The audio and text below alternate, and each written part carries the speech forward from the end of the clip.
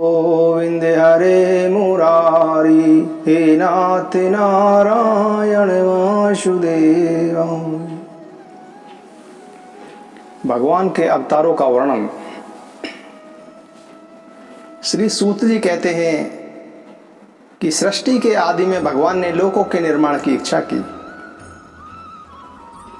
इच्छा होते ही उन्होंने महत्व आदि से निष्पन्न पुरुष रूप ग्रहण किया। उसमें 10 इंद्रियां, 1 मन और 5 भूत, ये 16 कलाएं थीं। उन्होंने कारण जल में शयन करते हुए जब योग निद्रा का विस्तार किया, तब उनकी नाभि सरोवर में से एक कमल प्रकट हुआ और उस कमल से प्रजापतियों के अधिपति ब्रह्मा जी उत्पन्न हुए। भगवान के उस विराट रूप के अंग प्रत्यंग में ही समस्त लोकों की कल्पना की गई है। वह भगवान का विशुद्ध सत्य में श्रेष्ठ रूप है। योगी लोग दिव्य दृष्टि से भगवान के उस रूप का दर्शन करते हैं। भगवान का वह रूप हजारों पैर, जांघें, भुजाएं और मुखों के कारण अत्यंत ही विलक्षण है। उसमें सहस्रों सिर, हजारों कान, हजारों आंखें और हजारों नासिकाएं हैं। हजारों मुकुट, वस्त्र और कुंडल आदि आभूषणों से यह उल्लसित रहता है। भगवान का यही पुरुष रूप, जिसे नारायण कहते हैं, अनेक अवतारों का अक्षय कोश है। इसी से सारे अवतार प्रकट होते हैं। इस रूप के छोटे से छोटे अंश से देवता, पशु पक्षी और मनुष्य आदि योनियों की सृष्टि होती है। उन्हीं प्रभु ने पहले कुमार सर्ग में सनक, सनंदन, सनातन और सनत कुमार, इन 4 ब्राह्मणों के रूप में अवतार ग्रहण करके अत्यंत कठिन अखंड ब्रह्मचर्य का पालन किया। दूसरी बार इस संसार के कल्याण के लिए समस्त यज्ञों के स्वामी उन भगवान ने ही रसातल में गई हुई पृथ्वी को निकालने के लिए सूकर रूप ग्रहण किया। ऋषियों की सृष्टि में उन्होंने देव ऋषि नारद के रूप में तीसरा अवतार ग्रहण किया और 7वां तंत्र का, जिसे नारद पंचरात्र कहते हैं, उपदेश दिया। उसमें कर्मों के द्वारा किस प्रकार कर्म बंधन से मुक्ति मिलती है, इसका वर्णन है। धर्मपत्नी मूर्ति के गर्भ से उन्होंने नर नारायण के रूप में 4था अवतार ग्रहण किया। इस अवतार में उन्होंने ऋषि बनकर मन और इंद्रियों का सर्वथा संयम करके बड़ी कठिन तपस्या की। 5वें अवतार में वे सिद्धों के स्वामी कपिल के रूप में प्रकट हुए और तत्वों का निर्णय करने वाले सांख्य शास्त्र का, जो समय के फेर से लुप्त हो गया था, आसुरी नामक ब्राह्मण को उपदेश किया। अनुसुईया के वर मांगने पर 6ठे अवतार में वे अत्रि की संतान दत्तात्रेय हुई। 6ठे अवतार में उन्होंने दत्तात्रेय के रूप में अवतार लिया। इस अवतार में उन्होंने अलर्क और प्रहलाद आदि को ब्रह्म ज्ञान का उपदेश किया। 7वीं बार रुचि प्रजापति की आकुति नामक पत्नी से यज्ञ के रूप में उन्होंने अवतार ग्रहण किया और अपने पुत्र याम आदि देवताओं के साथ स्वयंभू मनवंतर की रक्षा की। राजा नाभि की पत्नी मेरु देवी के गर्भ से ऋषभ देव के रूप में भगवान ने 8वां अवतार ग्रहण किया। इस रूप में उन्होंने परमहंसों का वह मार्ग, जो सभी आश्रमियों के लिए वंदनीय है, दिखाया। ऋषियों की प्रार्थना से 9वीं बार वे राजा पृथु के रूप में अवतीर्ण हुए। शौनकादि ऋषियों, इस अवतार में उन्होंने पृथ्वी से समस्त औषधियों का दोहन किया था।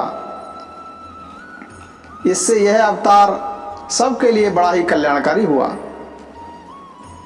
चाक्षुष मनवंतर के अंत में जब सारी त्रिलोकी समुद्र में डूब रही थी, तब उन्होंने मत्स्य के रूप में 10वां अवतार ग्रहण किया और पृथ्वी रूपी नौका पर बिठाकर अगले मनवंतर के अधिपति व्यवस्था मनु की रक्षा की। जिस समय देवता और दैत्य समुद्र मंथन कर रहे थे, उस समय 11वां अवतार धारण करके कच्छप रूप से भगवान ने मंदरांचल को अपनी पीठ पर धारण किया। 12वीं बार धन्वंतरी के रूप में अमृत लेकर समुद्र से प्रकट हुए और 13वीं बार मोहिनी रूप धारण करके दैत्यों को मोहित करते हुए देवताओं को अमृत पिलाया। 14वें अवतार में उन्होंने नरसिंह रूप धारण किया और अत्यंत बलवान दैत्यराज हिरण्याकश्यपु की छाती अपने नखों से अनायास इस प्रकार फाड़ डाली जैसे चटाई बनाने वाला सीख को चीर डालता है। 15वीं बार वामन का रूप धारण करके भगवान दैत्यराज बलि के यज्ञ में गए। वे चाहते तो थे कि त्रिलोकी का राज्य, परंतु मांगी उन्होंने केवल 3 पग पृथ्वी। 16वें परशुराम अवतार में जब उन्होंने देखा कि राजा लोग ब्राह्मणों के द्रोही हो गए हैं, तब क्रोधित होकर उन्होंने पृथ्वी को 21 बार क्षत्रियों से शून्य कर दिया। इसके बाद 17वें अवतार में सत्यवती के गर्भ से पराशर जी के द्वारा वे व्यास रूप में अवतरण हुए। उस समय लोगों की समझ और धारणा शक्ति कम देखकर आपने वेद रूप वृक्ष की नई शाखाएं बना दी। 18वीं बार देवताओं का कार्य संपन्न करने की इच्छा से उन्होंने राजा के रूप में राम का अवतार ग्रहण किया और सेतु बंधन, रावण वध आदि वीरतापूर्ण बहुत सी लीलाएं की। 19वें और 20वें अवतारों में उन्होंने यदुवंश में बलराम और श्री कृष्ण के नाम से प्रकट होकर पृथ्वी का भार उतारा। उसके बाद कलयुग आ जाने पर मगध देश बिहार में देवताओं के द्वेषी दैत्यों को मोहित करने के लिए अजन के पुत्र के रूप में आपका बुद्ध अवतार हुआ। इसके भी बहुत पीछे जब कलयुग का अंत समीप होगा और राजा लोग प्राय लुटेरे हो जाएंगे, तब जगत के रक्षक भगवान विष्णु यश नामक ब्राह्मण के घर में कल के रूप में अवतरण होंगे। शौनक आदि ऋषियों जैसे अगाध सरोवर से हजारों छोटे छोटे नाले निकलते हैं, वैसे ही सत्वनिधि भगवान श्री हरि के असंख्य अवतार हुआ करते हैं। ऋषि मनु देवता, प्रजापति मनुपुत्र और जितने भी महान शक्तिशाली हैं, वे सब के सब भगवान के ही अंश हैं। वे सब अवतार तो भगवान के अंश अवतार अथवा कला अवतार हैं, परंतु भगवान श्री कृष्ण तो स्वयं भगवान अवतारी ही हैं। जब लोग दैत्यों के अत्याचार से व्याकुल हो उठते हैं, तब युग युग में अनेक रूप धारण करके भगवान उनकी रक्षा करते हैं। भगवान के दिव्य जन्मों की यह कथा अत्यंत गोपनीय रहस्यमयी है। जो मनुष्य एकाग्रचित्त से नियम पूर्वक सायकाल और प्रातःकाल प्रेम से इसका पाठ करता है, वह सब दुखों से छूट जाता है।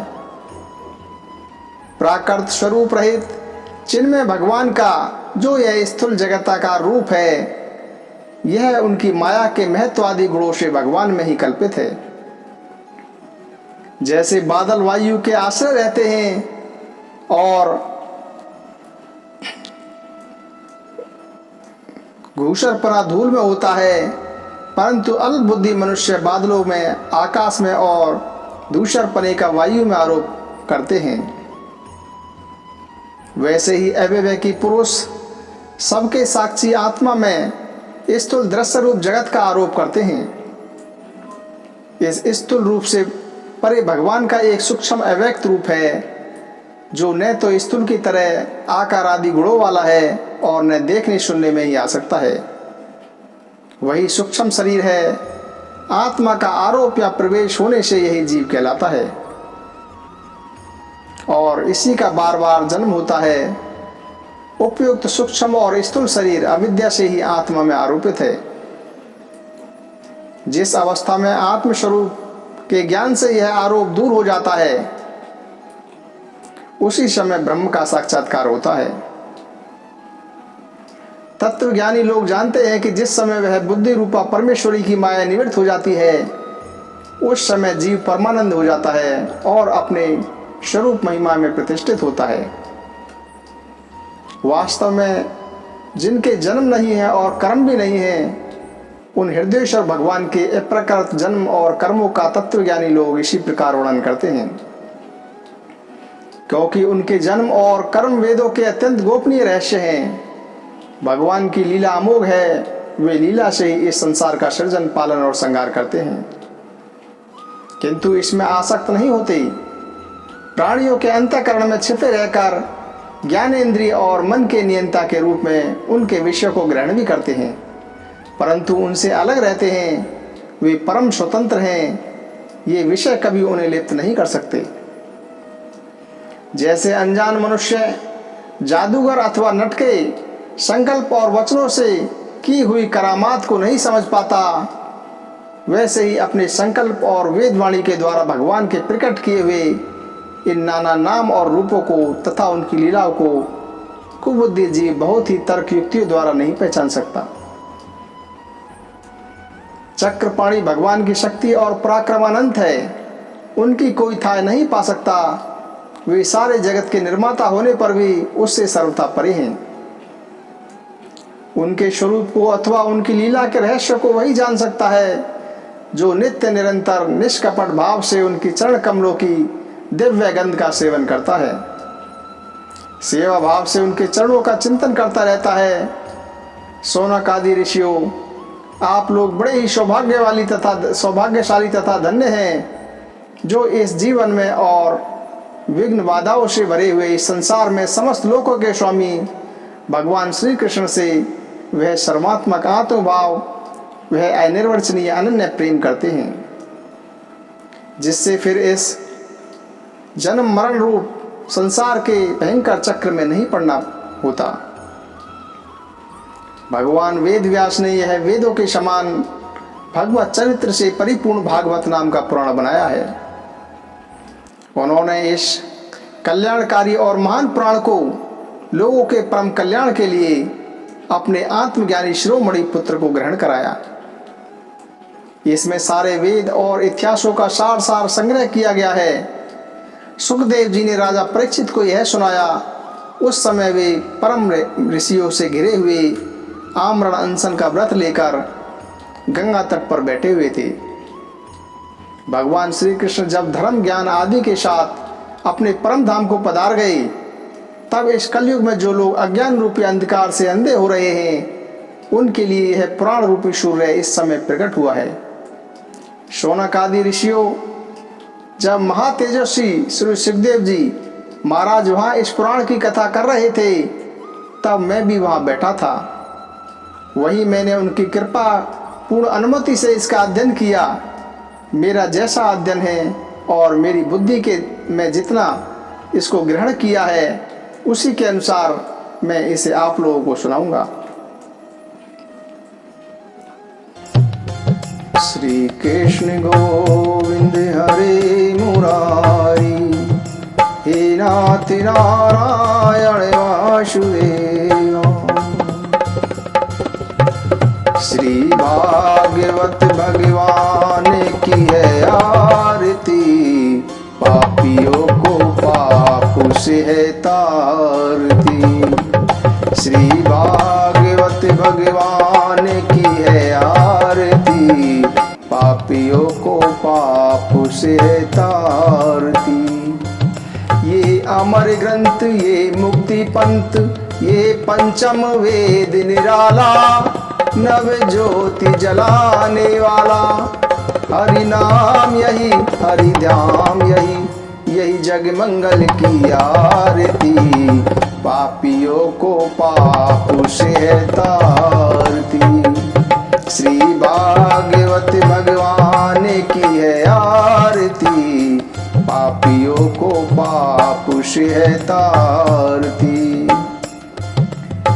ये शांति गीत पावन पुनीत, पापों को मिटाने वाला, हरि दर्श दिखाने वाला। यह सुख करी यह दुख हरिणी, श्री मधुसूदन की आरती। पापियों को पाप से है तारती। श्री भागवत भगवान की है आरती, पापियों को पाप से है तारती। ये मधुर बोली जगे फंदे खोली, सन्मार्ग दिखाने वाला, बिगड़ी को बनाने वाला। श्री राम यही घनश्याम यही, यही प्रभु महिमा की आरती, पापियों को पाप से है तारती। श्री भागवत भगवान की है आरती, पापियों को पाप से है तारती। श्री भागवत भगवान की है आरती,